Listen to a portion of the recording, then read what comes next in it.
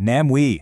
For years, when you hear that name in Malaysia, you think music, you think controversy, you think speaking your mind, right? But today, that name means something totally different. We're looking at a man who seems to be living two completely different lives, and you gotta ask, who is the real Meng Chee? Okay, let's just break this down. On one hand, you have this global superstar. We're talking multiple awards, more than 1 billion views on YouTube. That's a massive creative force. But then, you look at the other side, and you see a man wanted by the police in a murder case facing serious drug charges. How can one person be both of these things at the exact same time? It's pretty wild. To even begin to understand how we got here, you first need to get who he's been as an artist for more than a decade. See, he wasn't just making songs, he was always making a statement.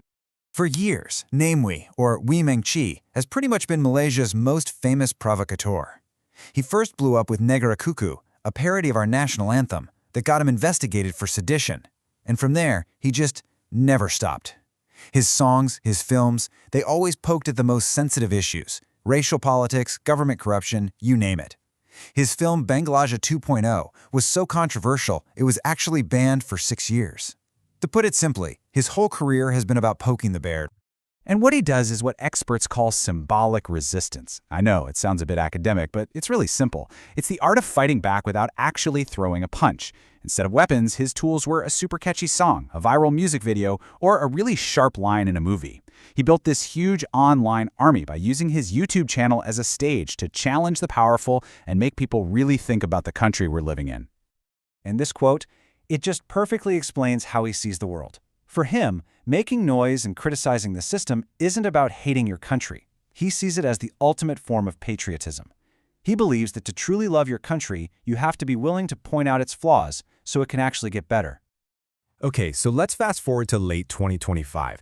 This is the moment where his public story as this controversial artist crashes head-on with a very dark, very dramatic private crisis. Everything changes right here. And just look how fast everything went downhill. On October 22nd, he's in a hotel, supposedly working on a video with a Taiwanese influencer, Iris Hsieh, and she's found dead. He's immediately detained by the police. Just 2 days later, boom, he's hit with drug charges. Then, by November 2nd, he goes on Instagram denying everything and saying he's being set up. The whole thing was just a complete whirlwind.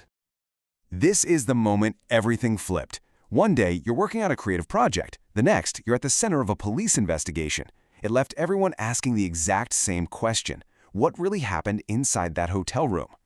Hey, if this breakdown is giving you a clearer picture, do us a favor and hit like and subscribe so you'll always stay ahead on Malaysia's biggest issues. Just when you thought this whole situation couldn't possibly get any more serious, well, it did. The police made a huge announcement that changed the entire game. So, what we have here are two completely different stories. The police are saying he tested positive for 4 different types of drugs and that they found ecstasy pills in his room.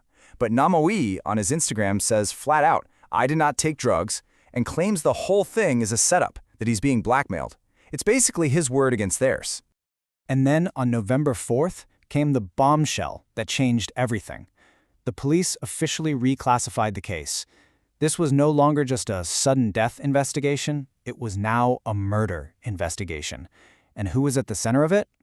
Namewee. The police announced they couldn't find him, and that triggered a nationwide manhunt. At 42 years old, Malaysia's most outspoken artist went from being a person of interest to one of the country's most high-profile fugitives.